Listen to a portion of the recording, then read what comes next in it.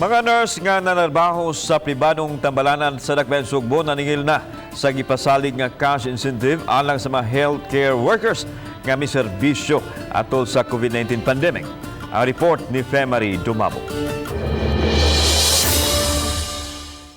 Niadtong Hulyo ni mando si Cebu City Mayor Edgardo Labella sa City Council sa paghahin og pundo aron ihatag nga cash incentives alang sa 1,800 ka mga nurse, doktor ug uban pang healthcare workers nga nanarbaho sa pribadong tambalanan sa Dakbayan sa Sugbo. Tag 10,000 pesos matag usa, matag bulan gikan sa Hulyo, Agosto hangtod na sa Setyembre.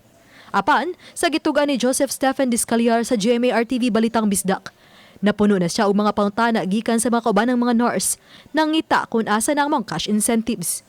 Si Discaliar ang pangulo sa Philippine Nurses Association Cebu Chapter. We promise to give every COVID nurses assigned in the COVID area of a certain amount. So we just hope kay abot na mga September ba. Saysay ni Discaliar nga ang saad ni Labella dakong tabang sa mga healthcare workers sa pribadong tambalanan. Ilabi na alang sa mga nurse nga nagdawat lang og 15 ngadto sa 18,000 pesos nga suhulan matag buwan. Na-implement ang salary grade 15 sa mga nurses in the government. So to parallel this one sa ato ang mga private hospitals, we are very also thankful to the Cebu City government of giving this additional 10,000 pesos to our nurses. Subling gipasalig sa mayor nga iyang tumanon ang unsa may iyang gisaad. Gani giandam na ang payroll sa pagkakaroon. Doon ay mga documentary requirements ay para di ta mo sango sa Commission on Audit.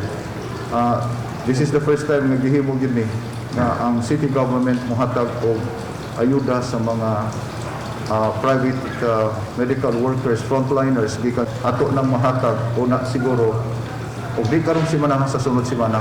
Basta definitely, una mahuman ang September. Uban ni Cleofer Lumayag. Ako si Femari Dumabok. Balitang Bisdak.